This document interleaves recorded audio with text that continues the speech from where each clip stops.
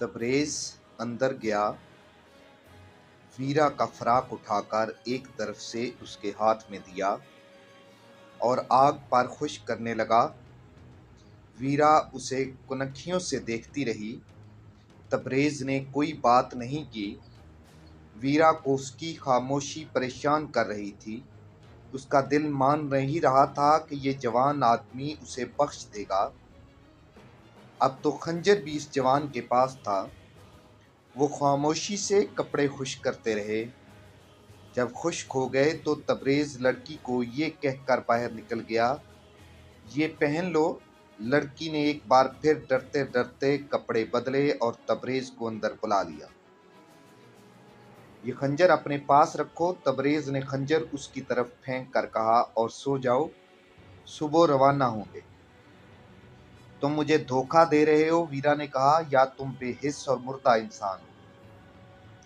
ये मुझे तुम्हारी फौज के सामने साबित करना है कि मैं बेहिस और मुर्दा नहीं। मेरे दिल में तुम्हारे खिलाफ कोई दुश्मनी नहीं।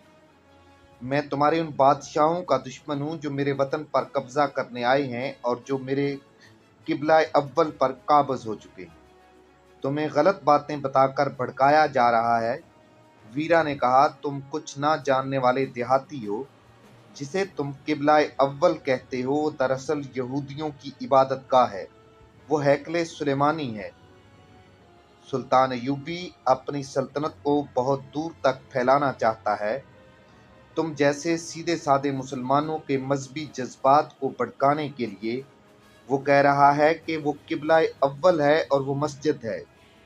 हम अपने खतीब के सिवा किसी की बात नहीं सुना करते। तबरेज़ ने कहा, तुम सो जाओ, मैं तुम्हारी कोई बात नहीं सुनूंगा। मुझे नींद नहीं आएगी, वीरा ने कहा, मैं तुमसे डरती हूँ। बातें करते रहो। तुम्हारा खतीब हम्स का रहने वाला है या कहीं बाहर से आया है?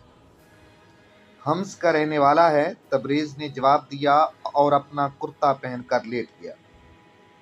वीरा को जासूसी और किरदार कुशी की ट्रेनिंग मिली हुई थी।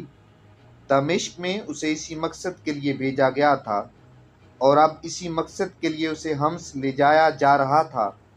उसने हम्स के खतीब और वहाँ के मुसलमानों के मुतल्लिक़ तबरेज़ से मालूमात लेने के लिए बातें बहुत कीं, लेकिन तबरेज़ ने कोई दिलचस्पी न ली और बेरुखी का इजहार करता रहा। वीरा का जिस्म टूटा हुआ था। वो इस कोशिश में थी कि उसे नींद न आए, मगर उसकी आंख लग गई। वीरा की आंख खुली तो वो घबरा कर उठ बैठी। बाहर सुबह का धुंधलका था। उसने इधर उधर देखा। तबरेज़ सजदे में पड़ा था। वो सजदे से उठा, फिर सजदा किया और खड़ा हो गया। वो सुबह की नमाज पढ़ रहा था। वीरा ने अपने लिबास का जायजा लिया। उसे रात नींद ने ना सोने के इरादे के बावजूद दबोच लिया था।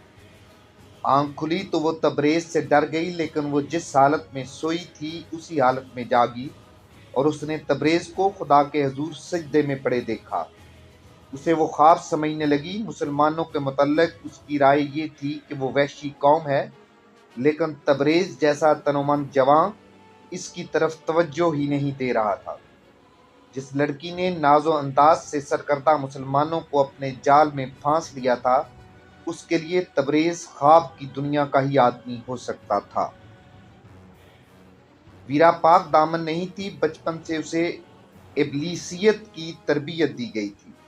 उसके हुस्न और जिस्म की कश को जादू असर बनाने का खास इंतजाम किया गया था।